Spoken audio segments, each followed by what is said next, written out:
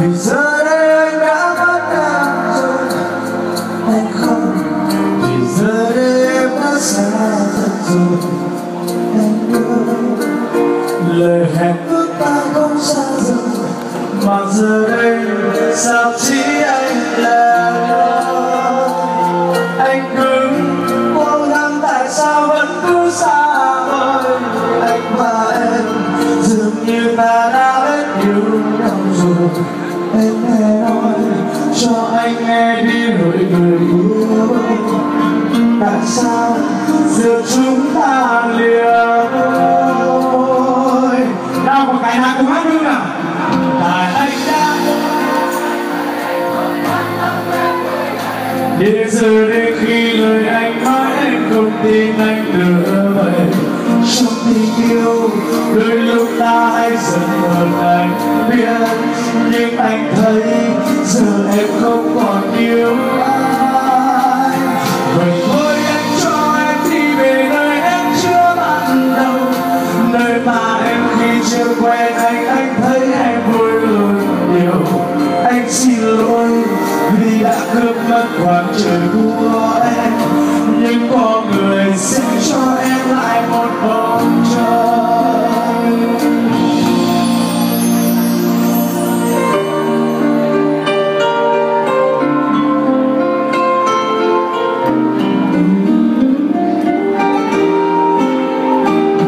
Anh không, vì giờ đây anh đã mất em rồi. Anh không, vì giờ đây em đã xa thật rồi. Anh ơi, lời hẹn ước ta không xa rời, mà giờ đây sao chỉ anh lẻ loi.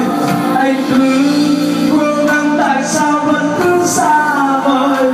Anh và em dường như ta đã hết yêu nhau rồi.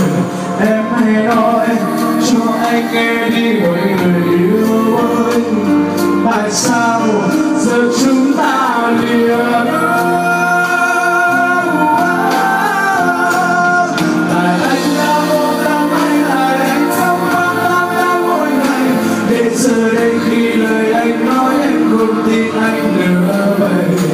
Trong tình yêu đôi lúc ta hay giận hờn anh biết, nhưng anh thấy giờ em không còn yêu ai. Vậy thôi anh cho em đi về nơi em chưa ban đầu, nơi mà em khi chưa quen anh thấy em vui hơn nhiều. Anh xin lỗi vì đã cướp mất khoảng trời của em, nhưng có người sẽ cho em lại một bầu trời.